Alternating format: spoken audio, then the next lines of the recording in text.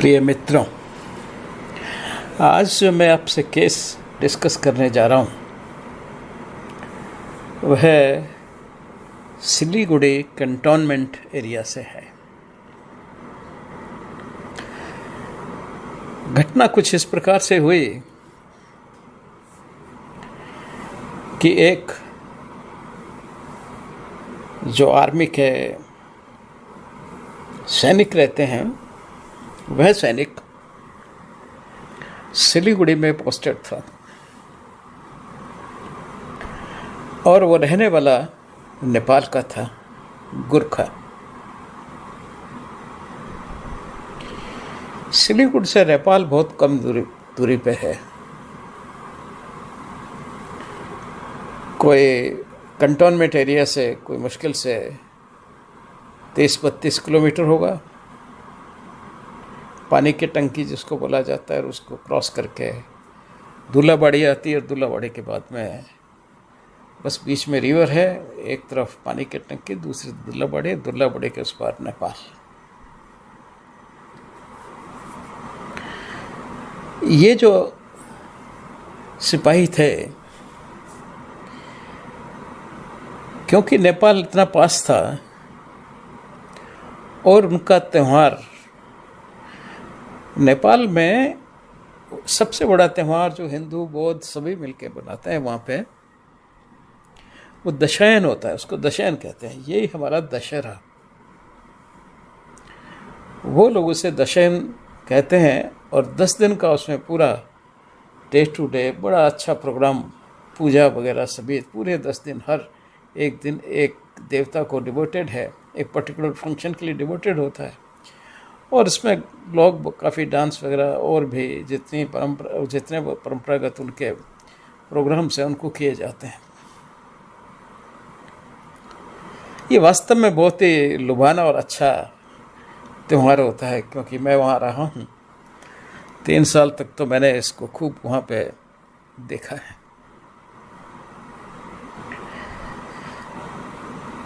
ये काफ़ी इसका मन कर रहा था कि मैं इतना घर के नज़दीक हूँ, दशैन आ चुका है, तो मैं दशैन को अटेंड करूँ। इसके निमित्त पहले उसने जो एक रिटन एप्लीकेशन डाली कि भाई ऐसे मैं घर के पास में हूँ और दशैन है और मेरी इच्छा है कि मैं दशैन पे 10 दिन की छुट्टी चला जाऊँ। उसका जवाब नेगेटिव आ गया, क्योंकि उसके जो इमीडिएट बॉस थे, जो कैप्टन रैंक के थे और नए नए कमीशन होकर आर्मी में आए थे, उन्होंने उसका केस रिकमेंड नहीं किया था। ऐसा उसके जो क्लरिकल स्टाफ था उन्होंने कहा। तो बोले इसलिए तुम्हें छुट्टी नहीं मिल सकती, क्योंकि उनके पास भी वो गया पूछने के लिए कि मुझे छुट्टी क्यों नहीं मिल रही है। मैंने तो काफ़ी समय से छुट्टी ली भी नहीं है।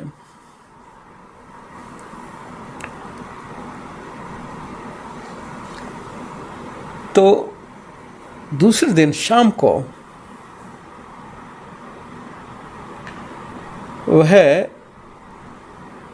व्यक्ति, ये जो सामने आपको 2 घर दिखाई दे रहे हैं, नंबर 3 और नंबर 4 में, तो उनके जो इमीडिएट ऑफिसर थे वो 3 नंबर जो इसमें घर दिखाई दे रहा है या रूम दिखाई दे रहा है उसमें रहते थे। तो वो उसके सामने वहाँ पे पहुँच गए और जाके उन्होंने दरवाज़ा खटखटाया। 8 बजे के आसपास का टाइम होगा। अंदर से उस ऑफिसर ने दरवाज़ा खोला। वो ड्रिंक्स ले रहे थे अपने दोस्त के साथ में, किसी फ्रेंड के साथ में बैठे हुए, शाम को इवनिंग को कुछ खा पी रहे थे साथ में। तो इन्होंने उसी बात को दोहराया कि बड़े मुश्किल से मेरे पास में, घर के पास हूँ और दशैन है और मुझे छुट्टी चाहिए।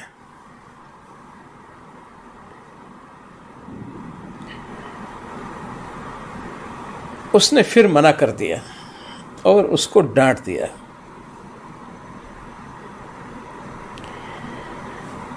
जब डांट दिया तो उसको बहुत गुस्सा आ गया। वो भी शायद थोड़ा इनएबिरेटेड था, थोड़ा दारू उसने भी पी रखी होगी,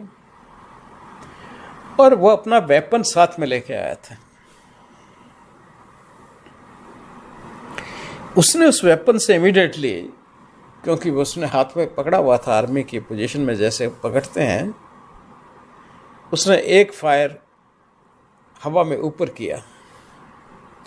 जो यहाँ आप देख रहे हैं कि उसकी टिन है, एब्स्ट्रॉस की टिन वो बनी हुई है, तो उसके एब्स्ट्रॉस की जो बनी हुई छत है उसको पार करता हुआ चला गया, और बाकी उसने गोलियां जो हैं वो उस ऑफिसर पे मार दी और ऑफिसर की वहीं डेथ हो गई,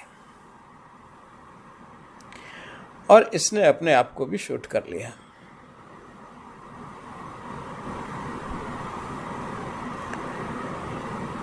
अब इसकी भी डेथ हो गई, ऑफिसर की भी डेथ हो गई। तो ये सारी रिपोर्ट जो है ये उनके पेरेंट्स को, जैसा कि नियम होता है आर्मी में, उस हिसाब से सारा कुछ उनके कपड़े वगैरह और सब है, और फाइनली ये जो नोट जो है उसका कंडीशन रिगार्डिंग डेथ का, वो उसके पेरेंट्स को कन्वे किया गया। उनके पेरेंट्स को ये विश्वास नहीं हुआ कि उनका बेटा इस तरह से अपने ऑफिसर को मार के और फिर खुद सुसाइड कर सकता है। तो उन्होंने हाई कोर्ट में पिटीशन डाला,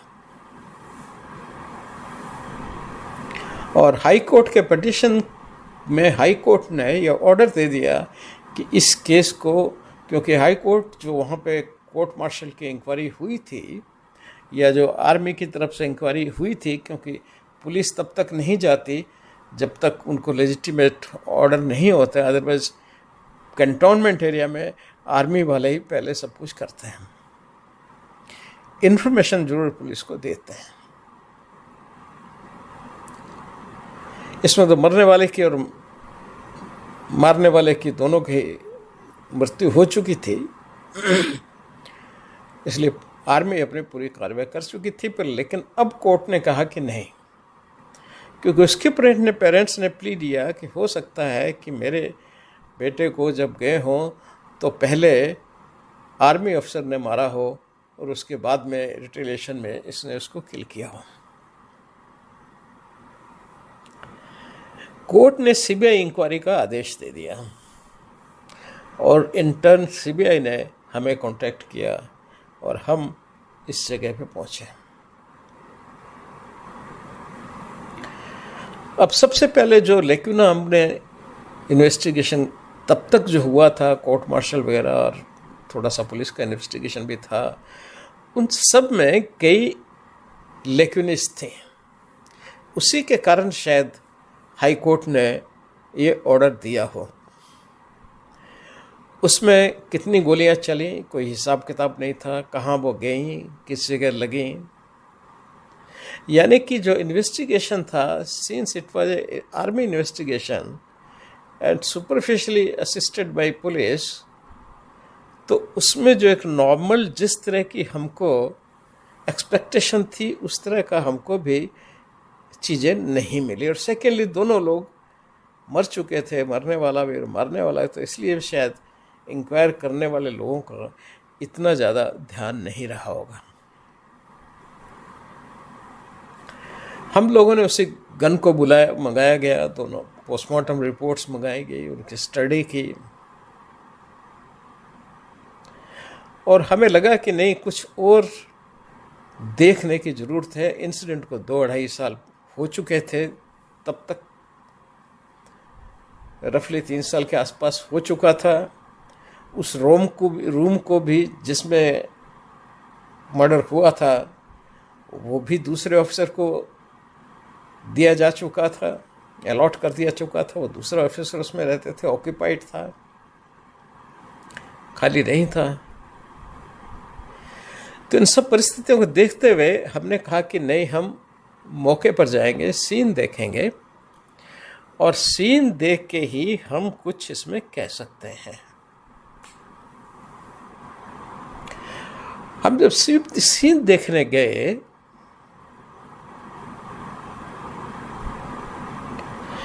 तो सबसे पहले हमने कमरे का इंस्पेक्शन किया, क्योंकि पहले उसने कमरे में गोली चलाई है, ऑफिसर्स पे गोली चलाई है, और उसके बाद में वही गोली अपने उसने चिन्ह पे रख के और उसको दाग दिया जो उससे निकलती हुई और हेड को पार करती हुई जाकर के ऊपर छत से टकराई, या उसका फेट क्या हुआ ये कहीं मालूम नहीं था। और जो गोलियां उनके शरीर में से भी निकल के गई, उन सब का फेट क्या हुआ ये सब वहाँ पे कहीं प्रीवियस इन्वेस्टिगेशंस में उनका जिक्र नहीं था। इसलिए सबसे पहले हमने वहाँ पे उस कमरे को खुलवाया जहाँ पे इंसिडेंट हुआ था, देखा, किया, सारे मेजरमेंट्स लिए जो आप देख सकते हैं। और हमने फिर एक डमी सिपाही वहाँ खड़ा किया जहाँ पे असेलेंट जो है जिसने मारा था वो खुद खड़ा था, और एक दूसरे डमी को हमने, डमी मीन्स दूसरे आदमी को वहाँ खड़ा किया जहाँ ऑफिसर था। ऑफिसर के जब गोलियां जो वहां से लगी थी सारी, उन सब की काउंटिंग पूरी ठीक से रिकवरी में नहीं बैठ रही थी। 2 गोली का हिसाब हमें नहीं मिल रहा था कि वो कहां गई। अब बिना उसके किए हमारा इन्वेस्टिगेशन पूरा नहीं होता। हमने उन दोनों का रिकवर करना है। तो उस रिकवरी के लिए सबसे पहले हमने जो वूंड टैग उसको लगा था, क्योंकि उस बुलेट के तो हमें ढूंढना ही पड़ेगा जिस बुलेट ने उस आर्मी ऑफिसर की डेथ की है, एंट्री और एग्जिट किया है, उसको तो हमें ढूंढना पड़ेगा ही, क्योंकि बॉडी में उनको मिली नहीं है। तो फिर गई कहाँ? आर्मी सर्च और पुलिस सर्च में कहीं पे मिला नहीं है उनको। तो हमने सबसे पहले रिकंस्ट्रक्ट ट्रैक किया, क्योंकि वहाँ पे जहाँ पे खड़ा था वेपन लेकर के, वही वेपन लेकर उसको मंगाया गया। ट्रैक बनाई, और ट्रैक बना के जहाँ पे आप देख रहे होंगे कि कहीं पे मैं उसको नीचे आगे ले जा रहा हूँ, कहीं संजीव उसको आगे की तरफ ले जा रहे हैं। बीच में जब वो आया गन लेकर के तानने वाला था, तो ऑफिसर ने जो कमरे के अंदर था कुर्सी से उसको मारने का अटेम्प्ट भी किया था। तो वो भी एक सीन क्रिएट किया गया कि कैसी सिचुएशन उसकी रही होगी। अब संजीव दिखाई दे रहे हैं इसमें, वो जहाँ पे गोली लगी है ऑफिसर की साइट पे, वहाँ पे उन्होंने पॉइंट कर रखा है फीते को। और उसके बाद फिर हम उस फीते को आगे ले जाते हैं बेड पे, और बेड के जब ले जाते हैं बेड पे, तो आप एक ध्यान देखें, संजीव फिर पीछे बैठा हुआ है। हम उस लाइन ट्रैक को अपने उसकी बॉडी से जो वूंड पास हुए हैं उसके पैरेलल ले जा रहे हैं। ये थोड़ा फोटोग्राफी के उसमें देखने में लग रहा है, पर वहाँ पे एग्जैक्टली हमने एंट्री और एग्जिट वूंड जो है उसके हिसाब से जो ट्रैक बनती थी, उस ट्रैक से इस ट्रैक को पास करके, और हम इसको स्ट्रेच करते हुए आगे ले गए, इलोंगेट करते हुए कि वो कहाँ फाइनली जाएगी। और वहाँ आप संजीव को बैठे हुए देख सकते हैं, और इस सिपाही के बैक साइड में आप मुझे देख सकते हैं, मैं खड़ा हूँ। ये वही उस ट्रैक का कर रहे, हिसाब किताब कर रहे हैं। और ये फाइनली संजीव को आप देख सकते हैं कि उस ट्रैक को कहाँ पे वो फोकस कर रहे हैं कि इस साइड में यहाँ पे आके ट्रैक, यानी कि सामने जो लकड़ी का स्लैब्स लगी हुई हैं। अब ये बताना चाहता हूँ आपको कि उस मकान में करीबन 3-3 फुट की लकड़ी की स्लैब्स चारों तरफ लगी हुई थी। क्योंकि विंटर और दोनों चीज़ें वहाँ पे ज़्यादा होती हैं, तो लकड़ी से थोड़ा सा वार्मथ रहता है, तो वो वहाँ पे लगाई जाती हैं। अब वहाँ पे जहाँ संजीव ने अपना लगाया, उसके पीछे ये हमको, जिसको EN2 किया है, एंट्री 2 किया हमने, वहाँ पे ये हमको छेद मिलता है। अब आप ये देखें कि 3 साल तक ये छेद वहीं पे अनटच्ड किया हुआ पड़ा है, जबकि उसमें कम से कम मेरे ख्याल में 1 या 2 अफसर उस पीरियड में रह के जा चुके हैं, क्योंकि आर्मी के अक्सर 1-2 साल पोस्टिंग एक जगह रहती है, फिर उनका 3 साल मैक्सिमम, और वहाँ से फिर ट्रांसफ़र होकर दूसरे चले जाते हैं। तो हमें बताया गया था कि शायद 2 ऑफिसर्स उसमें रह के जा चुके थे, और ये सेकंड ऑफिसर थे जो उसमें अभी रह रहे थे। और यहाँ पे ये बुलेट मार्क अभी तक किसी ने नोट नहीं किया। आप एग्जैक्टली देखेंगे कि कैसा सुंदर बुलेट का मार्क बना हुआ है, और उससे पीछे से बुलेट झांक रही है। ये बुलेट हमने हाथ से बाहर खींच लिया और साइड में रख के उसका फ़ोटो लिया। यहाँ आप देख सकते हैं कि ये बुलेट बड़ी क्लियर रूप से उसी वुंड के साइड में हमने रखी है। ये वही बुलेट है जो उस ऑफिसर को आर पार चीरते हुए जा कर के और वहीं पे लॉज हो गई। बाद में इसका उनका ब्लड वगैरह सभी जो है उसकी एविडेंस पॉजिटिव निकली। यहाँ ग्रोसली आपको नहीं दिख रही है, लेकिन क्योंकि बड़ी शार्प और बड़ी तेज़ी से पास होती है ये बुलेट, जैकेटेड बुलेट है ना ये। अब बाहर आए। अब ये भी बड़े मजे की बात थी कि बाहर उसने जैसे अपने गले पे जैसे इसने रख रखा है ये वेपन, और इसको यहीं से अपने आप को फायर कर दिया, और वुंड बिल्कुल उसके सिर के ऊपर से होता हुआ जाके छत में। तो इसको भी हम जाके वहाँ नोट कर रहे हैं कि अभी छत पे कॉरस्पॉन्डिंग वुंड है।